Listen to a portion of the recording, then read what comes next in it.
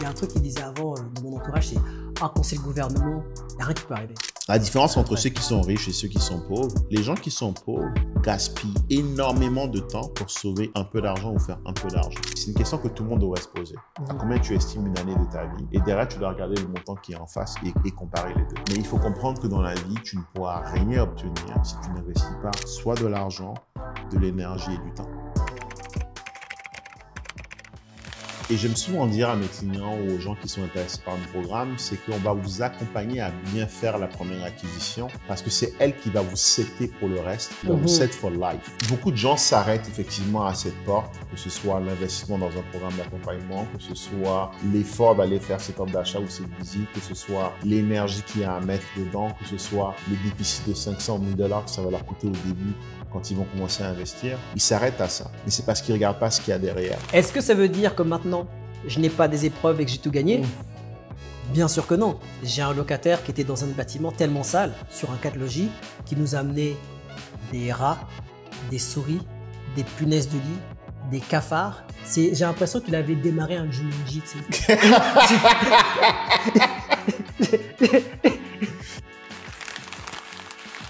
Non, c'est intéressant parce que là, on partage un peu aussi le côté c'est beaucoup du mindset ultimement ce qu'on dit là. Mais oui.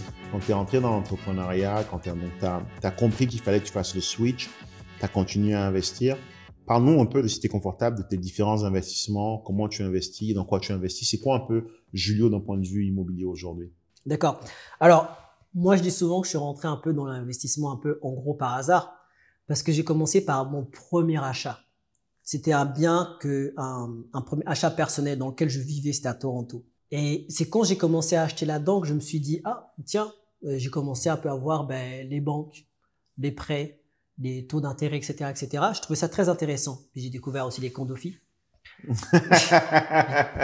qui étaient pas très stables et qui, ça monte. Ouais, c'est ça. Et donc j'ai acheté, etc. Donc c'est ça c'était moi à la base. J'ai acheté, c'était à Toronto. Très content. D'ailleurs, j'ai eu un premier souci à la base, c'est que il y avait un broker qui m'a dit c'est un taux fixe. T'inquiète pas, c'est un taux fixe. Finalement, il m'avait crossé, j'ai pas vérifié, c'était un taux variable. Première leçon pour moi, j'ai appris. Bref, c'était variable. Ensuite, avec ça, je voulais racheter un bien derrière parce que j'ai tellement aimé le processus, je voulais racheter. Et c'est là que j'ai parlé avec un de mes mentors qui m'a dit mais si tu veux racheter, t'es pas obligé d'économiser là. Tu sais de quoi je pense, hein? Preach!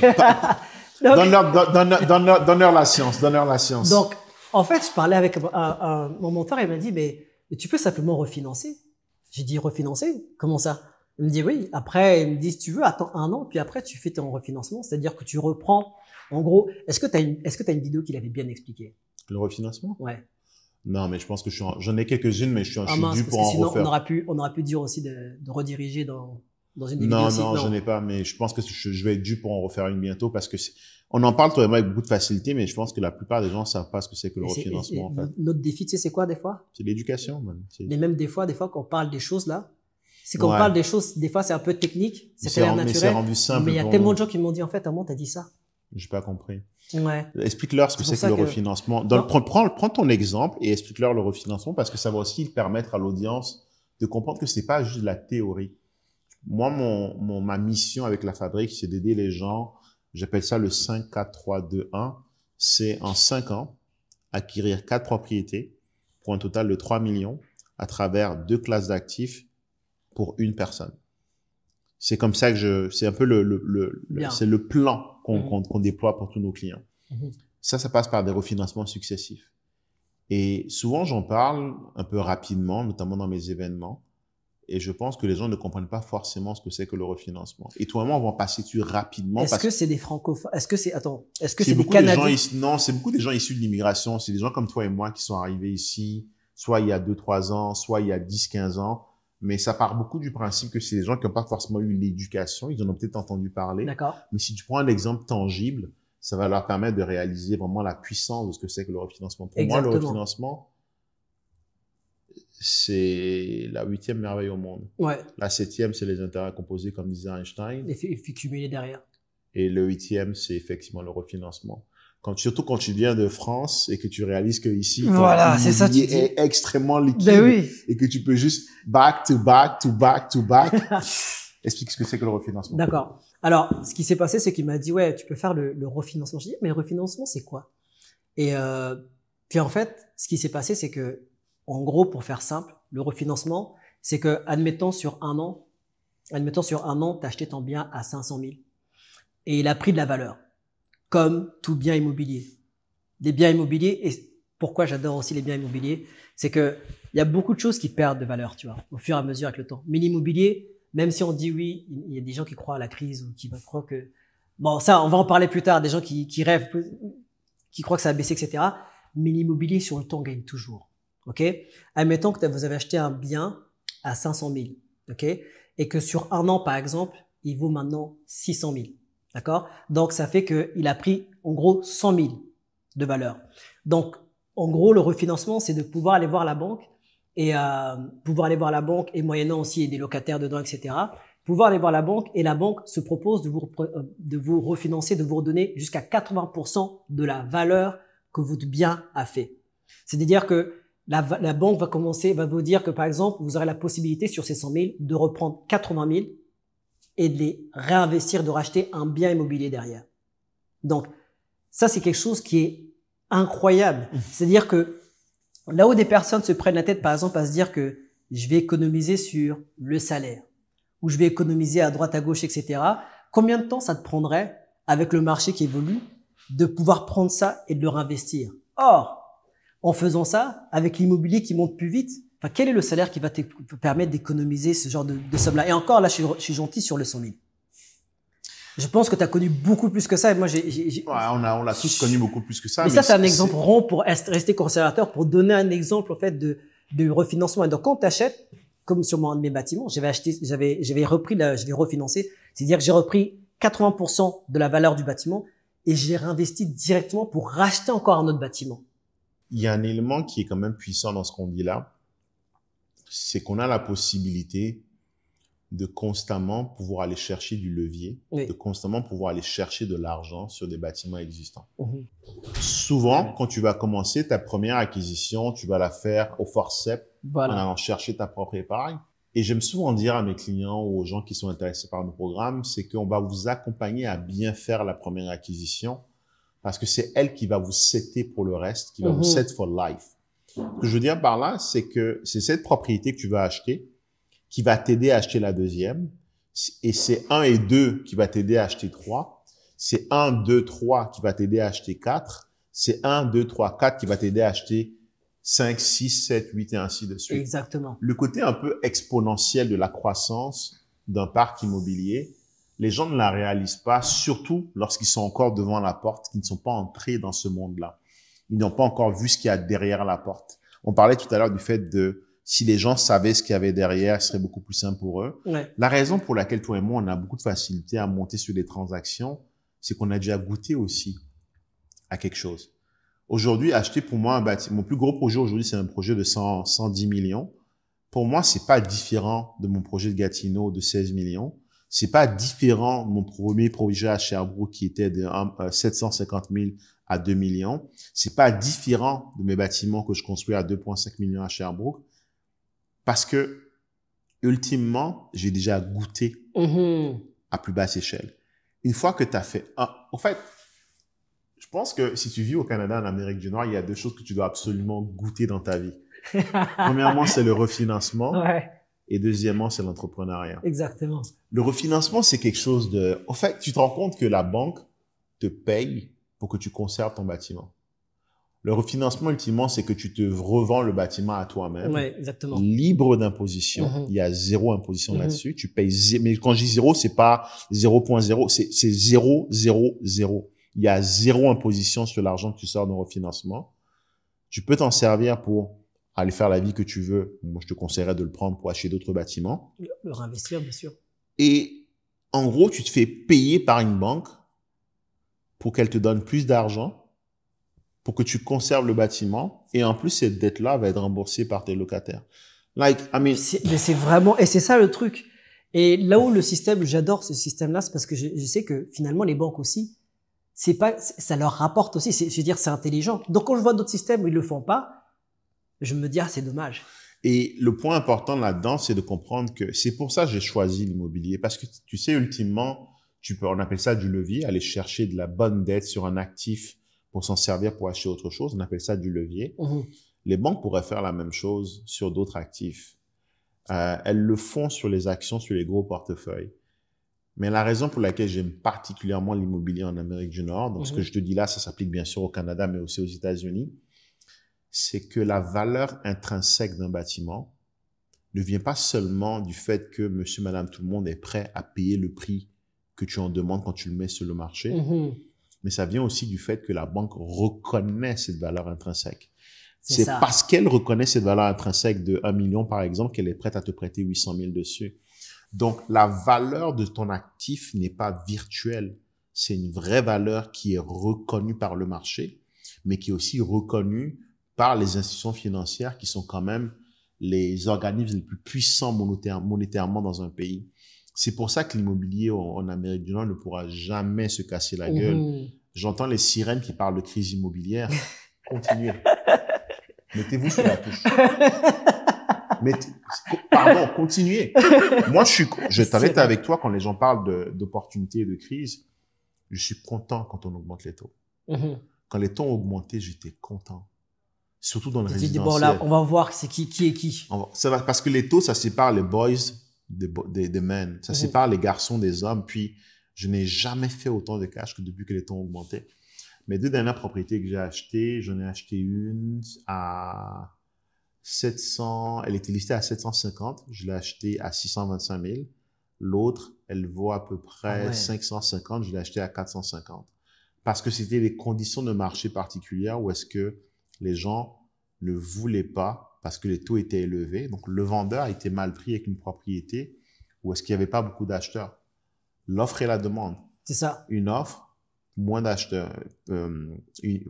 Quand l'offre est supérieure à la demande, les prix vont vers le bas. Et j'ai pu négocier ces conditions-là parce que justement, il y avait moins de monde sur le marché. Exactement. Parce que il faut que vous compreniez que la vraie force du marché immobilier nord-américain, c'est le fait que ce sont des actifs qui sont tangibles, qui sont durables et dont la valeur intrinsèque n'est pas seulement basée sur le fait que quelqu'un est prêt à l'acheter, que le marché est prêt à vous donner votre prix, mais surtout parce que les institutions bancaires en reconnaissent la valeur au point où elles sont OK de vous donner un levier de 80% là-dessus. C'est ça la vraie valeur de l'immobilier. Exactement. Quand j'ai expliqué ça à des personnes qui sont en France aussi, ils disaient, mais attends, comment ils ont reconnu ça? Comment ça se passe? Oui, mais attends, parce que ça s'est vendu, parce qu'il y a une aspect... Il bug. Non, mais tu sais que là, ils disent, attends, il y a un truc que j'ai pas vu. Et on t'a redonné le... Tu sais ce que je veux dire? Et je me dis, et c'est sûr qu'au bout d'un moment, quand tu viens d'un endroit où tu t'habitues au système, bah, ça te paraît normal. Donc, je dis, j'ai refinancé. Et le truc, c'est que maintenant, je leur dis que, en fait, maintenant, c'est ces bâtiments-là qui vont me chercher d'autres bâtiments. Donc, je suis plus là à dire, OK, j'ai économisé un autre 2 ans. Déjà, économiser, on en a parlé tout à l'heure. J'ai maintenant refait ça un autre 2 ans, etc. Non. Vous là, vous deux, vous êtes prêts? On y va. Maintenant, l'année d'après ou 2 ans après, ou quel que soit X temps, maintenant, tu as un autre soldat à tes côtés. The gift that keeps on giving. J'aime beaucoup l'expression soldat que tu utilises parce que c'est exactement ce que c'est. C'est ça. L'argent, c'est un outil. Et c'est un outil qui... Money is your bitch. Moi, c'est comme ça que je le vois. L'argent, là, c'est mon serviteur. Je ne suis pas au service de l'argent. L'argent est à mon service. Et vu que ces soldats-là sont à mon service, je les envoie au combat. Exactement. Est-ce que si tu es le dirigeant d'une armée qui veut s'étendre, tu veux conquérir des nations, tes soldats, tu les laisses dans la garnison ou tu les mets sur le bateau pour aller conquérir les terres éloignées? Tu les mets sur le bateau. Et ce que vous devez comprendre, c'est qu'un bâtiment, c'est comme dans les jeux vidéo. Quand tu cliques dessus, il y a 2 soldats qui sortent. Après, tu cliques dessus, il y a 2 soldats qui sortent. C'est la même chose. Un bâtiment, c'est des soldats, c'est de l'argent, qui créent constamment des nouveaux soldats, qui sont en mesure eux-mêmes de créer d'autres soldats. Et au bout d'un moment, tu te retrouves avec une armée, avec un empire qui travaille pour toi. Exactement. J'avais parlé à un couple Ils ont acheté une maison à 400 000 à Ottawa, à Gatineau. Et je crois elle vaut à peu près 500 000 aujourd'hui. Et ils avaient 200 000 chacun d'épargne. Ils ont épargné. Et quand je leur parlais, ils me disaient, ah non, on va pas investir finalement, on va juste rembourser la maison, on va la payer entièrement. Et c'est genre, ok. Donc tu me dis que tu préfères rembourser entièrement ta maison, la payer. Émotionnellement, je comprends le besoin. Ma maison est payée, je peux dormir à un endroit. Mortgage free. Je suis mortgage free. Je suis debt free. Mais être debt free, c'est pas être free financially. Être libre de dette, c'est juste, libre de dette est l'opposé d'être libre financièrement. Parce que la réalité, une fois que la maison est payée, ils ont un endroit où dormir, mais comment ils payent leurs courses? Comment ils payent leurs vacances? Comment ils payent leur lifestyle? Alors que ce même 400 000, ils le prendraient pour acheter 4 propriétés locatives. C'est ces propriétés locatives-là qui viendraient justement payer la maison. J'aime souvent dire pourquoi je recommande 4 propriétés. Je parle de la règle des 4 V. Tu dois acheter 4 propriétés pour pouvoir être libre financièrement et atteindre la retraite, simplement parce qu'avec les 4 propriétés, la première va venir pour payer pour ton ventre, la deuxième va payer pour tes villas, la troisième va payer pour tes vacances et la quatrième va payer pour tes véhicules. Ventre, villa, véhicule, vacances. Se nourrir, se loger, se véhiculer, se divertir. C'est ça. Mais tu vois comment est-ce qu'avec la bonne éducation, on fait les meilleurs choix, au fait. C'est ça. Et ce couple-là, ils ont déjà fait l'effort, ils ont essayé d'épargner. Mais là, ils vont prendre un chemin qui est beaucoup plus long parce qu'ils vont se laisser diriger, ils vont prendre leurs décisions basées sur des notions émotionnelles et non sur des notions rationnelles. Mais tu sais que c'est très vrai ce que tu dis, mais là où je les comprends, c'est que, comme tu dis, c'est que sans éducation, sans quelqu'un qui te montre, c'est difficile. Or que pour toute chose dans la vie, il y a déjà des gens qui ont craqué le code. They crack the code. Il y a déjà des gens qui ont vu le truc et qui ont simplifié. Bon, des fois, tu le retrouves dans les livres parce que tu peux le lire. Mais il y a des gens aussi qui font des formations, des gens qui font des trucs comme tu vois, qui font des super bonnes formations. Et c'est ça qu'il faut pas avoir peur de payer parce qu'il y a des gens, tu crois que c'est pas parce que tu fais quelque chose d'une bonne intention que tu vas y arriver, que tu as raison. C'est qu'au bout d'un moment, faut s'informer, dire, OK, d'accord, lui, il a craqué. Lui, il a fait ci, lui, il a fait ça. Et des fois, Andrew Tate, j'ai dit le mot, je suis fou. Andrew Tate, il a dit un truc, il a dit, mais attendez, moi, mes 4 voitures, là, j'en prends une. Même s'il y a une personne qui économise toute sa vie, qui travaille jusqu'à je sais pas quel âge, qui fait ci, fait ça lui suffira à peine d'acheter la voiture. Alors que moi, j'en ai je sais pas combien. Si ça te montre pas que le système doit être craqué, si ça te donne pas vraiment l'idée qu'il y a un truc à faire, tu n'auras jamais compris. C'est que, encore une fois, ça revient à cette notion d'entrepreneur et de prise de risque et de se lancer. C'est qu'il y a des gens aujourd'hui qui sont dans la paralysie de l'analyse. Ils analysent. Je vais. Combien de gens en début d'année ont pris la résolution d'investir en 2024? À l'instant où est-ce qu'on enregistre cet épisode-là, on est pratiquement rendu à la moitié d'année. Ils n'ont toujours pas encore acheté.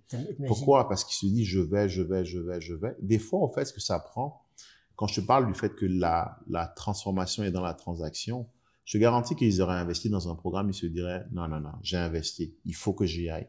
Tu as remarqué que tu diras à certaines personnes quand ils mettent de l'argent sur la table, c'est comme si ils voient plus l'importance des choses. Moi, certains de mes programmes, je pourrais les donner entièrement gratuitement. Je vais dire une chose. Si tu donnes gratuitement, paradoxalement, je pense qu'il y a même moins de personnes qui vont venir. Bon, en fait, ils vont venir, mais ils n'auront pas les résultats. Parce qu'une fois que je te les donné gratuitement, il faut que tu l'implémentes. Et si je te donne ces programmes-là gratuitement, tu dois les implémenter. Mais la réalité, c'est que parce que tu les as eu gratuitement, tu n'en verras pas la valeur. Et parce que tu n'en vois pas la valeur, tu ne vas pas implémenter. J'ai un coach qui vient 3 fois par semaine chez moi pour me former sur de la boxe. Et j'ai vu les vidéos, t'es chaud, hein? Ah, écoute. Ah ouais. Don't be ready. Et dans une discussion, il m'a envoyé un meal plan. La réalité, c'est que je ne l'ai jamais implémenté. Pas parce que je ne crois pas en lui, c'est mon coach. C'est juste qu'il me l'a envoyé gratuitement. Puis vu que j'ai pas payé j'ai pas pris encore l'effort et le temps et l'énergie de l'implémenter parce que j'ai déjà un autre meal plan pour lequel j'ai payé. Tu vois ce que je veux dire? Quand tu payes pas pour quelque chose, on voit pas forcément la valeur. Et c'est pour ça que c'est important des fois. Comme je dis, la transformation a lieu dans la transaction. L'autre élément, c'est que les notions qu'on partage ont l'air basiques. Mais littéralement, c'est des choses qui ont changé nos vies. Tu ne serais pas le Julio que tu es aujourd'hui si tu n'avais pas fait ce refinancement-là. je ne serais pas le Uriel que vous voyez aujourd'hui si je n'étais pas passé à travers ce duplex qui a changé ma vie. C'est un duplex qui me coûtait le même prix que le loyer de monsieur, madame, tout le monde. Mais quand je suis arrivé au refinancement, j'étais mort de rire. Je me suis dit, OK, tu viens de me dire que je viens de faire un demi-million en 5 ans en faisant rien du tout, en faisant la même chose que monsieur tout le monde. Et je te parle pas encore du cash flow qui est là-dessus. Ouais, c'est bien encore sûr. une autre conversation. Oui, c'est encore autre chose. Ce qui est dommage par rapport à ce que tu disais, c'est que il y a une phrase qui fait beaucoup de sens qui dit qu'on respecte difficilement ce qu'on a eu facilement, ce qu'on a acquis facilement. Exemple, là on respire tout de suite. On se rend pas compte, tu vois. Mais il y a un ami, par exemple, qui travaille avec des personnes qui leur livrent de l'oxygène. Tu sais, les personnes qui livrent de l'oxygène. Et donc, ils se rendent compte vraiment de l'importance maintenant de respirer, etc. Et des choses, c'est naturel. Et par rapport à ce que tu me disais tout à l'heure, c'est exactement ça. On respecte difficilement ce qu'on a acquis facilement. Et c'est pour ça que si vous avez une épreuve devant vous, vous avez une difficulté, embrace it. Embrasse-la. Embrace the pain. Exactement. Et ça nous amène à un bon segment par rapport à ce qu'on dit tout à l'heure. Donc, là, tu as commencé refinancement, puis on parlera d'entrepreneuriat tout à l'heure. Tu as commencé, tu as refinancé et ensuite? En fait, j'ai refinancé. Et une fois que j'ai refinancé, bah, j'étais vraiment étonné. Je me suis dit, waouh, ça, c'est vraiment quelque chose. Donc, moi, je me suis engouffré dans le système. Combien de fois on peut le refaire? Est-ce qu'il y a des limites? Est-ce qu'il y a des limites en termes de montant, etc. Et donc, mon cerveau commençait à réfléchir là-dessus. Donc, moi, c'est ça que je faisais. Donc, j'avais fait d'abord le refinancement. J'ai acheté grâce au refinancement, mon premier Siplex. D'ailleurs, j'ai une question pour toi. Et c'est une question que les gens se posent en général. Est-ce que ton bien personnel, est-ce que tu le considères comme un investissement ou c'est pas un investissement? Le bien où tu habites, comment tu considères ça? Est-ce que je considère le logement où je vis comme étant un investissement? Oui, dans le sens où la valeur, elle ne cesse d'augmenter. Très bien. Dans le sens où le capital que je rembourse baisse systématiquement. Donc oui, je crée quand même une grosse valeur nette. Donc oui, je le considère comme un investissement. C'est d'ailleurs l'un de mes investissements les plus rentables. Quand je regarde les prises de valeur, c'est le premier bien que j'ai acheté. J'ai jamais déménagé depuis. C'est un bien qui a pris beaucoup, beaucoup en valeur, situé à Montréal, extrêmement bien situé. Donc ouais, je le considère comme un investissement. Mais à la fin de la journée, pour répondre à cette question, la question à se poser est la suivante. Est-ce que ce bien-là te rapporte de l'argent ou bien prend de la valeur chaque année? Parce que, et tu le sais, hein, quand tu commences à investir au début, tu te concentres beaucoup sur certaines métriques comme étant le cash flow, qu'est-ce que ça rapporte. Mais au bout d'un moment, tu comprends rapidement que le vrai gain, le vrai cash que tu fais en immobilier, c'est pas sur le cash flow, c'est vraiment le remboursement de la dette, la prise de valeur. Donc, cette équité que tu es en train de bâtir. Le cash flow, pour moi, c'est une métrique défensive. C'est-à-dire que tu veux avoir du cash flow pour ne jamais être contraint de vendre le bâtiment à un mauvais moment. Tu veux avoir du cash flow pour ne jamais être pris à la gorge. Exactement. Mais en réalité, c'est pas ce qui doit driver ta décision. Ce qui doit driver ta décision, c'est quelle est la prise de valeur que je peux aller chercher sur ce bien-là. Je regarde mes biens locatifs, ceux qui ne sont pas optimisés. Mon cash flow à peu près de 100 à 150 $ par porte. C'est pas avec ça que je vais vivre là. Par contre, chaque année, quand ils prennent un 100 000, comme tu l'as dit, c'est un 80 000 que je peux aller récupérer pour faire plus d'investissements ou pour vivre. Et c'est des montants beaucoup plus conséquents que le cash flow. Et on revient encore à cette notion de qu'est-ce que tu choisis, la gratification à court terme ou à long terme. Le cash flow, c'est une gratification à court terme. La vraie gratification, c'est celle que tu vas chercher à long terme à travers notamment ta prise de valeur et l'équité qui ne cesse de grossir sur ta propriété. Très bien dit. Et quand j'ai commencé à investir, donc ça c'était parce que quand tu commences à investir, c'est la première métrique que tu vois. Surtout quand tu commences à découvrir et que vous êtes en fait entouré ou t'es entouré de personnes qui ont commencé un petit peu aussi. Et pas non plus des personnes qui sont 15, 20, 30 étapes devant en fait. Donc ce qui fait que quand j'avais commencé, le Plex que j'avais acheté à Montréal, c'était une super bonne amie qui est toujours agent immobilière, qui est toujours en activité à Montréal. Qui m'avait aidé à trouver, on va dire, en gros, un pocket listing quand même. Donc, c'est, en gros, comment tu traduirais ça? Que c'est un marché, c'était un marché. Hors marché. C'était comme si c'était un marché, pas un marché invisible, mais c'était une propriété hors marché. Une propriété hors marché, c'est ça. Donc, c'était une propriété hors marché. Donc, ce qui s'est passé, c'est que dans les deux plex que j'ai achetés par la suite, c'est-à-dire les 6 appartements en tout, ça, c'était des appartements que j'avais achetés, comme j'avais dit tout à l'heure, pendant le Covid. Et dans on va dire la matrix ou mon unité de mesure, c'était le cash flow. Mais la chance que j'avais, je considère la chance que j'avais, C'est que, tu sais, normalement, il y a des endroits, dépendamment, il y a des zones où cette zone-là, ça va être cash flow, mais la plus-value, rien. Il y a des endroits, plus-value, ça va prendre à fond, ça va monter, cash flow. Et des fois même, il faut accepter de dire que voilà, là, c'est la plus-value, ça monte à fond. Le cash flow, je sais qu'il faut pas regarder ça, par exemple. Et ça, faut savoir aussi le regarder. La chance que j'ai eue, c'est qu'il y a des endroits, comme là où j'ai acheté, c'est que le cash flow, ça allait, mais c'est aussi la plus-value. La Gatineau, c'est toi Gatineau, comment c'est passé à Gatineau? La plus-value, c'est monté, mais d'une manière incroyable. Donc, j'avais acheté mes 2 bâtiments là-bas. J'avais acheté les 2 bâtiments. Et par la suite, derrière, j'ai acheté encore un autre bâtiment bien placé dans Gatineau, Hull, et qui est vraiment proche de Ottawa. C'est un endroit, j'aime bien investir aussi. C'est vraiment quand c'est proche d'Ottawa, proche de tous les centres gouvernementaux, etc., pour les fédérales. C'est vraiment très bien placé. Parce qu'il faut savoir que Ottawa, c'est Ontario et Gatineau, c'est Québec. Donc, Québec, en général, c'est un peu moins cher que Ottawa. Donc, les personnes qui habitent à Ottawa aiment travailler à Ottawa et venir vivre à Gatineau. Donc, c'est ça que je faisais. Et donc, c'est ça que je fais c'est ça que j'ai fait en termes d'investissement. Donc, j'ai des propriétés qui ont du cash flow, mais qui prennent surtout en valeur. Et récemment, ce qui s'est passé en termes d'investissement, c'est que après le Covid, c'est ça, après le Covid, j'ai décidé de tenter un peu mon aventure au Mexique. Donc, j'ai mis même des vidéos, j'ai vu des vidéos où on peut suivre mon aventure. Hein. Et parce que j'aime bien aussi me lancer pas le challenge, mais j'aime bien montrer aussi que je filme aussi pour montrer que c'est pas, je le filme pas pendant quand je suis quand je suis vraiment rendu, en gros, Elon Musk ou Warren Buffett, etc. Mais je te montre ma journey. Je te montre mon aventure pour pas qu'on dise oui, mais t'as vu, il a eu de la chance ou t'as vu que c'est parce qu'il y en a, ils aiment trop dire la chance. Ouais, mais t'as vu, etc. Je te montre quand je gagne, je te montre quand je perds, je te montre, etc. Donc, voici ce qui s'est passé. J'ai commencé à Montréal, Longueuil. J'ai pris un petit 6plex. Je suis parti à Gatineau. J'ai acheté 2 plex. Après, j'ai racheté un plex l'année d'après. Dans le même principe de refinancement, à part mon premier bien, c'est mes plex qui allaient acheter d'autres plex. Et, une fois que ça s'est passé ça, là, voilà. Une fois que j'ai fait ça, une fois que je suis arrivé à ce niveau-là, je me suis dit, tu sais quoi, Julio, mon 9 à 5, je pense que je l'ai assez vu. Donc, là, tu as quitté ton 9 à 5, du coup. C'est quoi la prochaine étape, du coup, pour toi?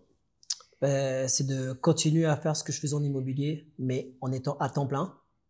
C'est-à-dire qu'avoir un effet en fait, plus non plus être dans l'immobilier 2 heures par-ci, 20 minutes par-là, parce que pour moi, c'est pas une façon de construire quelque chose de stable, d'être sérieux dans quelque chose. Et j'étais plus employé qu'investisseur ou qu'entrepreneur. Or là, mon mindset, il est plus en tant qu'investisseur. Donc le but, c'est de continuer et d'accélérer ce mouvement que je suis en train de faire. Donc pour être plus dans l'investissement, agrandir mon parc et aussi prendre soin de mes investissements, mais grandir plus facilement. C'est-à-dire, c'est que grandir, ça va prendre plusieurs aspects. Grandir en termes de connaissances, parce que plus je suis dedans, plus je vais voir de choses, plus je vais connaître, et plus tu connais, plus tu gagnes. Warren Buffett. Et en termes de connaissances. Et aussi, asseoir un peu cette liberté financière. Ça permettra aussi, c'est une corrélation. Je serai plus à l'aise financièrement. Le but aussi, c'est de pouvoir aussi comme je disais tout à l'heure, c'est de me connaître. Mais me connaître, pas simplement on va dire qui c'est Julio, etc. Mais c'est de pouvoir prendre du temps pour moi pour me dire aussi, là, avec ton 9 à 5, voici comment tu réagissais, voici comment tu donnais ton temps pour le travail. Si jamais on te bloquait pas avec ce travail-là, qu'est-ce que tu ferais de ton temps? Qu'est-ce que tu aimes? Qu'est-ce que tu fais? Et est-ce que tu partiras en vacances? Est-ce que tu prendras 3 mois de vacances à l'année? Est-ce que tu leur as fait ça quand tu avais ton 9 à 5? Non, mais c'est aussi pour ça que tu vas chercher ce genre de vie. En fait, l'effort que tu fais aujourd'hui, c'est pour justement ne pas avoir à le faire demain. Puis on va faire un peu attention, on en a parlé tout à l'heure, mais le mot retraite, pour moi, la retraite, ce n'est pas quand tu arrêtes de travailler. Je pense que le but d'aller à la retraite, c'est de pouvoir vivre la vie que tu souhaites avoir sans jamais avoir le besoin d'être retraité de cette vie-là. C'est ça. Aujourd'hui, mon équipe me demande, je pars 3 mois, comme tu l'as dit, et pendant ces 3 mois-là, est-ce que je vais travailler?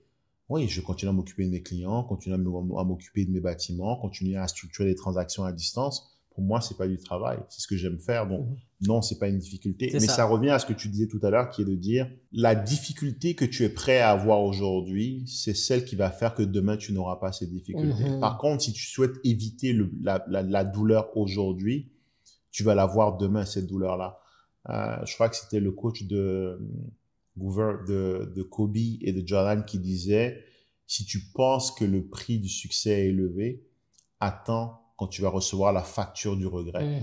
Parce que l'énergie que tu ne mets pas aujourd'hui, l'investissement que tu ne mets pas aujourd'hui, que ce soit en temps, en argent ou en énergie, tu vas le payer demain, en fait. Exactement. Et tout à l'heure, tu me disais qu'il y a des personnes qui trouvaient que c'était dur d'investir, que c'était dur de passer à travers, que c'était dur d'accomplir ce que nous, on accomplit aujourd'hui. La réalité, c'est que vous voulez avoir cette douleur parce que c'est quand tu passes à travers de la douleur que tu te découvres toi-même, que tu repousses tes limites, mais surtout que tu es en mesure de pouvoir supporter des douleurs beaucoup plus compliquées dans le futur parce que tu as élevé ton niveau et parce que tu as extend ta zone de confort. C'est elle qui va te permettre derrière d'être en mesure de pouvoir passer à travers le chaos de façon beaucoup plus calme, collected and with poise. Donc non, moi je pense qu'il faut aller chercher ces douleurs-là. Et tout à l'heure, on avait eu une belle conversation par rapport au fait que certaines personnes trouvent que c'est dur aujourd'hui d'investir. La réalité, c'est que, mettons les choses en perspective. En fait, exactement ce qu'elle me disait, c'est elle me disait que, c'est une amie à moi qui me dit, ouais, mais ma coiffeuse m'a dit que c'est pas le bon moment pour investir, il faut attendre que les taux baissent. En plus, quand tu vas acheter, ça va te coûter un peu d'argent au début. La première chose que je lui ai dit, c'est, est-ce que tu prendrais les conseils de moi sur comment gérer ta coupe de cheveux? Nigga, like, look at this. C'est pas moi qui vais te donner des conseils sur comment gérer ta permanente ou comment faire un dégradé, like. Donc, de la même manière que tu prendrais pas les conseils de ma part sur comment te coiffer, parce que je suis clairement pas la référence, prends pas des conseils de ta coiffeuse sur comment investir en immobilier. Exactement. Sauf si elle a elle-même investi en immobilier, bien sûr. Deuxième chose, c'est par rapport au taux. Ce que j'aime souvent dire, c'est que c'est quand les gens ne veulent pas investir qu'il faut investir. Warren Buffett disait, soyez avides quand les gens sont prudents, soyez prudents quand les gens sont avides. La beauté, c'est que quand les taux sont élevés, personne ne veut investir et c'est là qu'il y a les opportunités. C'est ça. Mes 2 dernières transactions, c'est exactement ce qui s'est passé. C'est des propriétés qui ont dormi longtemps sur le marché parce que les gens ne voulaient pas les acheter parce que les taux étaient élevés et c'est là qu'on fait les meilleurs deals. Troisième point, c'est par rapport à la difficulté liée au fait qu'il y a un peu un effort d'épargne à faire quand tu investis en immobilier. C'est vrai. Mais la réalité, c'est que si tu fais pas cet effort aujourd'hui, tu vas le faire demain. C'est ça. Et en plus, cette propriété sur laquelle tu fais cet effort-là, c'est un effort à court terme. Oui, ça va te coûter un peu plus aujourd'hui, mais sur les 5 ans, la dette que tu vas devoir payer va baisser, donc les mensualités vont payer, tes loyers vont continuer à augmenter, parce qu'on est dans un marché où les loyers vont forcément continuer à augmenter. Donc, ce qui est négatif au début, le sera peut-être les premières années, mais après, ça va devenir du positif. Donc, life is hard. La vie est dure. Changer, c'est dur. Ne pas changer, c'est dur aussi parce que tu vas le payer plus tard. Choisis le dur que tu veux avoir. C'est ça. Mais personnellement, je préfère affronter la difficulté aujourd'hui pour en profiter demain que de fuir la difficulté aujourd'hui et de rentrer dans le mur demain, en fait. Exactement. Donc, il y avait une personne qui me disait ça, qui avait, je sais pas si on en parlait tout à l'heure, qu'il y avait justement une personne qui avait réagi à ma vidéo quand je disais que voilà, ben, écoute, maintenant, j'ai pris du recul par rapport à mon 9 à 5, j'arrête, retraite, tout ça. Puis il disait, oui, mais à quel prix? Mais le truc, c'est que oui, c'est vrai, il y a un prix à payer. Mais ne rien faire aussi, ça a un prix. Ça a un prix. Le coût de l'inaction. Le coût de l'inaction, ça a un prix. Et le truc, c'est que, comme disait, je sais pas si c'est Will Smith qui disait ça, c'est, est-ce que tu veux travailler fort 5, 6 ans, 7 ans et changer le cours de ta vie? Ou est-ce que tu veux rester pareil jusqu'à tes 65 ans et puis ne pas être libre, ne pas faire des choses, etc. Est-ce que c'est un choix? Je ne blâme pas ceux qui ne font pas ce choix-là. Mais c'est pour ça que si jamais vous aviez, c'est pour ça que je fais aussi YouTube. Si jamais des gens avaient des peurs qui sont injustifiées, les mêmes peurs que j'avais, parce que quand je parle des choses sur YouTube, etc., c'est pas pour pointer les autres ou pour pointer ceux qui savent pas faire l'inaction. C'est que moi-même, à un moment donné, j'ai réfléchi comme ça. Et quand je vois comment que je suis passé de l'autre côté, je me dis, bah, c'était ridicule finalement. Ou c'est des choses que si tu travailles le mindset, tu peux passer outre. Ou alors, si je m'abonne à Uriel, ou si jamais maintenant je suis une de tes formations, je vais voir, mais oui, mais c'est tellement C'est absurde. Et c'est ça le but du contenu qu'on crée, c'est de pouvoir montrer aux gens. Moi, j'ai fait des vidéos sur des bâtiments, moi, où est-ce que les gens ont foutu le feu. J'ai parlé de mes difficultés. Ça, ouais. Je parle aussi de mes joies, de mes succès, de mes peines, de mes difficultés. Ce qui se passe, c'est que beaucoup de gens s'arrêtent effectivement à cette porte, que ce soit l'investissement dans un programme d'accompagnement, que ce soit l'effort d'aller faire cette offre d'achat ou cette visite, que ce soit l'énergie qu'il y a à mettre dedans, que ce soit le déficit de 500 000 $ que ça va leur coûter au début quand ils vont commencer à investir.